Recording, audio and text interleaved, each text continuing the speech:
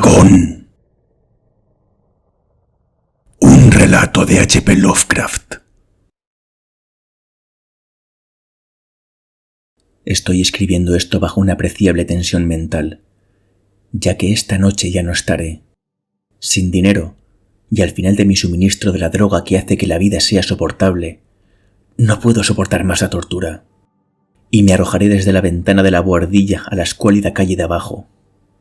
No piense que por mi esclavitud a la morfina soy un débil o un degenerado. Cuando hayáis leído estas páginas garabateadas apresuradamente, podréis adivinar, aunque nunca comprender del todo, por qué debo tener olvido o muerte. Fue en una de las zonas más abiertas y menos frecuentadas del Pacífico, donde el paquete del que yo era supercargo cayó víctima del hidroavión alemán. La Gran Guerra estaba entonces en sus comienzos y la armada enemiga no había alcanzado su grado de crueldad, de modo que nuestro buque fue convertido en un premio legítimo, mientras que nosotros, su tripulación, fuimos tratados con toda la justicia y consideración que nos correspondía como prisioneros navales. La disciplina de nuestros captores fue tan liberal que, 5 días después de nuestra captura, logré escapar solo en un pequeño bote con agua y provisiones durante un buen tiempo. Cuando finalmente me encontré a la deriva y libre, no tenía mucha idea de mi entorno. Como nunca fui navegante competente, solo podía adivinar vagamente por el sol y las estrellas que me encontraba algo al sur del Ecuador. No sabía nada de la longitud y no tenía a la vista ninguna isla o línea de costa. El tiempo seguía siendo bueno, y durante incontables días estuve a la deriva bajo el sol abrasador, o que llegara a las costas de alguna tierra habitable. Pero ni el barco ni la tierra aparecieron, y empecé a desesperar en mi soledad bajo las vastas extensiones de azul ininterrumpido. El cambio ocurrió mientras dormía. Nunca sabré los detalles, pues mi sueño, aunque agitado e infestado de sueños, fue continuo. Cuando por fin me desperté, fue para descubrirme medio absorbido por una extensión viscosa de infernal fango negro que se extendía a mi alrededor en monótonas ondulaciones hasta donde podía ver, y en la que mi barco yacía encallado a cierta distancia. Aunque uno podría imaginar que mi primera sensación sería de asombro ante tan prodigiosa e inesperada transformación del paisaje, en realidad estaba más horrorizado que asombrado, pues había en el aire y en el suelo podrido una cualidad siniestra que me helaba hasta la médula. La región estaba pútrida por los cadáveres de peces en descomposición y por otras cosas menos descriptibles que vi sobresalir del asqueroso barro de la interminable llanura. Tal vez no debería esperar transmitir con meras palabras la inenarrable horripilancia que puede morar en el silencio absoluto y la inmensidad estéril. No había nada al alcance del oído ni la vista, salvo una vasta extensión de lodo negro. Sin embargo, la misma plenitud de la quietud y la homogeneidad del paisaje me oprimían con un miedo nauseabundo. El sol brillaba desde un cielo que me parecía casi negro, en su crueldad sin nubes, como si reflejara el pantano de tinta bajo mis pies. Mientras me arrastraba hacia el bote varado, me di cuenta de que solo una teoría podía explicar mi posición. A través de alguna convulsión volcánica sin precedentes, una parte del fondo del océano debía haber salido a la superficie, dejando al descubierto regiones que durante innumerables millones de años habían permanecido ocultas bajo las insondables profundidades acuáticas. Era tan grande la extensión de la nueva tierra que se había levantado debajo de mí, que no podía detectar el más leve ruido del océano en movimiento, por más que esforzara mis oídos. Tampoco había naves marinas que se alimentaran de las cosas muertas. Durante varias horas me senté a pensar o a meditar en la barca, que estaba tumbada de lado y ofrecía una ligera sombra mientras el sol se movía por el cielo. A medida que avanzaba el día, el suelo perdía parte de su pegajosidad y parecía que se secaría lo suficiente para viajar en poco tiempo. Aquella noche dormí poco, y al día siguiente me preparé una mochila con comida y agua para emprender un viaje por tierra en busca del mar desaparecido y de un posible rescate. A la tercera mañana encontré el suelo suficiente seco como para caminar con facilidad. El olor del pescado era enloquecedor, pero estaba demasiado preocupado por cosas más graves como para preocuparme de un mal tan leve, y me puse en marcha con una valentía hacia una meta desconocida. Durante todo el día me dirigí con paso firme hacia el oeste, guiado por un lejano montículo que se elevaba más que cualquier otra elevación en el ondulado desierto. Aquella noche acampé, y al día siguiente seguí avanzando hacia el montículo, aunque el objeto apenas parecía estar más cerca que cuando lo divisé por primera vez. Al cuarto día llegué a la base del montículo, que resultó ser mucho más alto de lo que parecía desde la distancia. Un valle intermedio lo destacaba más que la superficie general. Demasiado cansado para subir, dormí a la sombra de la colina. No sé por qué mis sueños fueron tan salvajes aquella noche, pero antes de que la luna menguante y fantásticamente gibosa se hubiera alzado muy por encima de la llanura, estaba despierto con un sudor frío. Decidido a no dormir más, las visiones que había experimentado eran demasiado para mí, como para soportarlas de nuevo, y en el resplandor de la luna vi cuán imprudente había sido viajar de día. Sin el resplandor del sol abrasador, mi viaje habría costado menos energía. De hecho, ahora me sentía bastante capaz de realizar el ascenso que me había disuadido al atardecer. Recogiendo mi mochila, me dirigí a la cima de la eminencia. He dicho que la monotonía ininterrumpida de la llanura ondulante me causaba un vago horror, pero creo que mi horror fue mayor cuando llegué a la cima del montículo y miré hacia abajo. Al otro lado, hacia un pozo o cañón inconmensurable, cuyos negros recovecos la luna aún no se había elevado lo suficiente para iluminar. Me sentí en el borde del mundo. Asomándome por encima del borde, a un caos insondable de noche eterna, a través de mi terror corrían curiosas reminiscencias del paraíso perdido y de la horrible escalada de Satanás, a través de los reinos de las tinieblas que no están de moda. A medida que la luna subía en el cielo, comencé a ver que las laderas del valle no eran tan perpendiculares como las había imaginado. Los salientes y afloramientos de la roca ofrecían puntos de apoyo bastante fáciles para el descenso, mientras que después de una caída de unos cientos de pies, la declinación se movía muy gradual. Impulsado por un impulso que no puedo analizar definitivamente, bajé con dificultad por las rocas y me quedé en la pendiente más suave que había debajo, mirando las profundidades estigias donde todavía no había penetrado la luz. De inmediato, mi atención fue captada por un objeto vasto y singular en la ladera opuesta, que se elevaba abruptamente a unos 100 metros delante de mí. Un objeto que brillaba blanquecinamente bajo los rayos recién otorgados de la luna ascendente. Pronto me aseguré de que no era más que un gigantesco trozo de piedra, pero tuve la clara impresión de que su contorno y posición no eran del todo obra de la naturaleza. Un escrutinio más atento me llenó de sensaciones que no puedo expresar, pues a pesar de su enorme magnitud y de su ubicación en un abismo que había bostezado en el fondo del mar desde que el mundo era joven, percibí sin lugar a dudas que el extraño objeto era un monolito bien formado, cuya enorme masa había conocido la mano de obra y quizás la adoración de criaturas vivas y pensantes.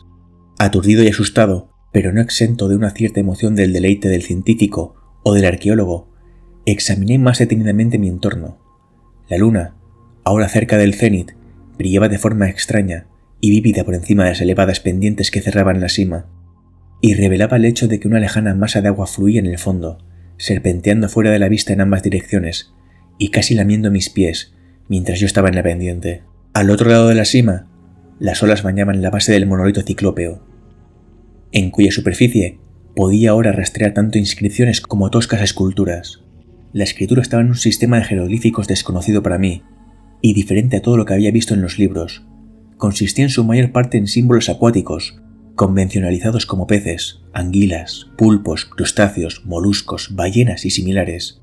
Varios personajes representaban evidentemente cosas marinas desconocidas para el mundo moderno, pero cuyas formas en descomposición había observado en la llanura levantada por el océano.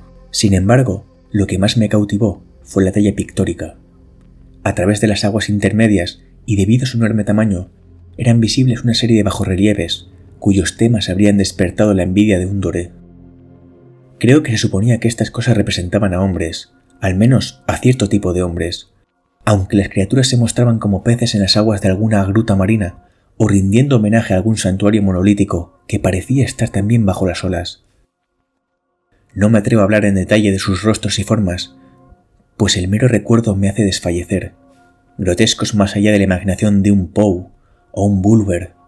Eran condenadamente humanos, en su contorno general, a pesar de las manos y los pies palmeados, los labios escandalosamente anchos y flácidos, los ojos vidriosos y saltones, y otros rasgos menos agradables de recordar.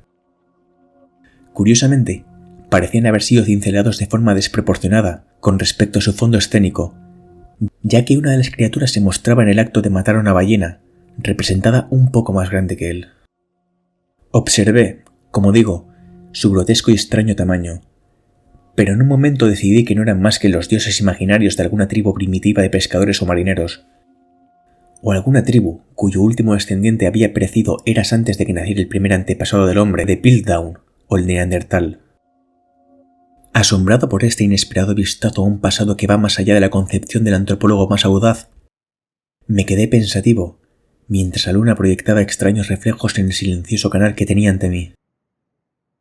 Entonces, de repente, lo vi.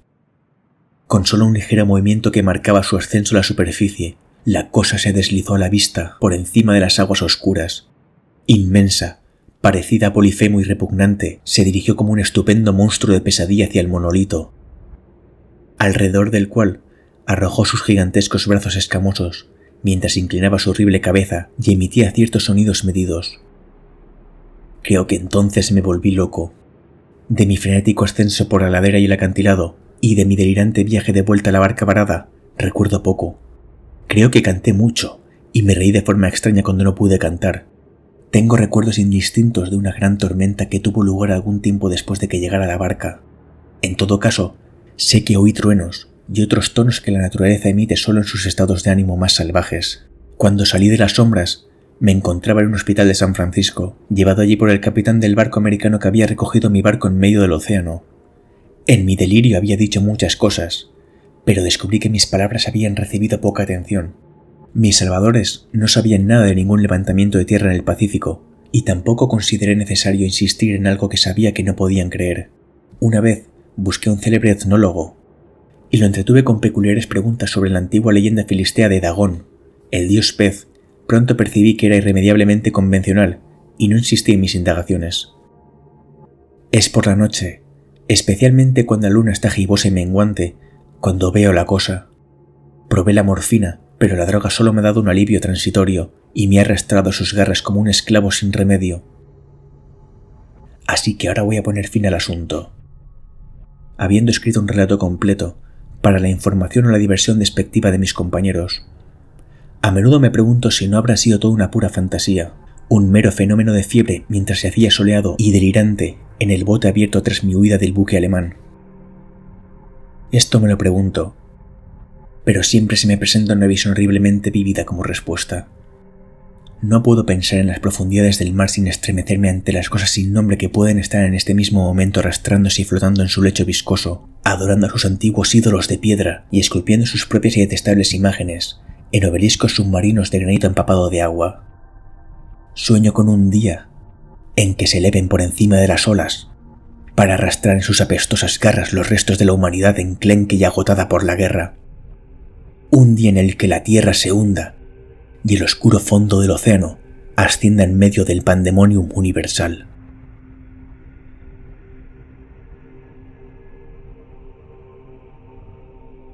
El fin está cerca. Oigo un ruido en la puerta, como el de un inmenso y resbaladizo cuerpo que se arrastra contra ella. No me encontrará. Dios, esa mano. La ventana. ¡La ventana!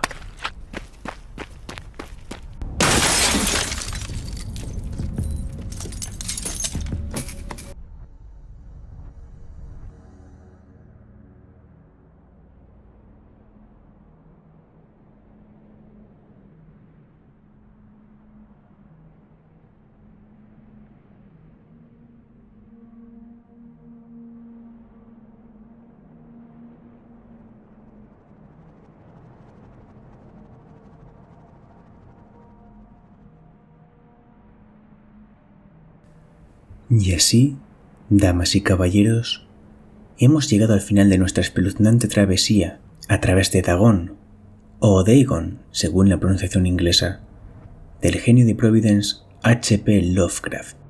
Permítanme, antes de despedirnos, reflexionar sobre los horrores y las maravillas que hemos descubierto, así como sobre el hombre que los concibió. Dagón nos ha revelado la historia de un veterano de guerra atrapado en una pesadilla más allá de toda comprensión. La colosal deidad marina, emergiendo de las profundidades del océano, nos ha recordado la insignificancia de la humanidad frente a las vastas e inexploradas fuerzas del cosmos. Este relato es un brillante ejemplo del horror cósmico que tanto define la obra de Lovecraft. Howard Phillips Lovecraft, nacido el 20 de agosto de 1890 en Providence, Rhode Island, fue un hombre cuya vida estuvo envuelta en misterio y soledad. Desde temprana edad encontró refugio en los libros y la escritura, desarrollando una imaginación que trascendió las barreras de la realidad. Lovecraft, aunque no reconocido en vida, ha dejado un legado que ha influido profundamente en el género del terror.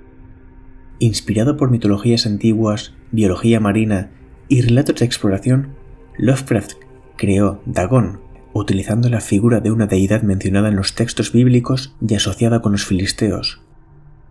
Su gran habilidad para combinar elementos reales con su propia versión del terror ha resultado en una atmósfera que desafía la lógica y provoca una profunda inquietud. En los mitos de Cthulhu, y en particular Dagon, Lovecraft nos enfrenta a la insignificancia de nuestra existencia en un gran universo vasto y desconocido. Nos desafía a enfrentar los límites de nuestra cordura y a reconocer las fuerzas insondables que podrían acechar más allá de nuestra comprensión. Y así, mientras cerramos el capítulo de Dagon, les dejo con una reflexión. En los rincones más oscuros de nuestra realidad, en las profundidades de nuestra imaginación, siempre habrá horrores esperando ser descubiertos. La historia de H.P. Lovecraft es un testimonio de cómo incluso las mentes más atormentadas pueden dar vida a mundos fascinantes y aterradores. Y recuerden, los verdaderos horrores no solo existen en la imaginación, sino también en los rincones más oscuros de nuestra realidad. Que duerman bien, si es que pueden dormir. Recordad que si queréis que narre algún relato o poema, o si queréis que narre alguna historia vuestra, no dudéis, y mandadme un correo electrónico a relatornoctambulo@gmail.com. Me despido, que tengan una buena noche y unos sueños aterradores. De este relator noctámbulo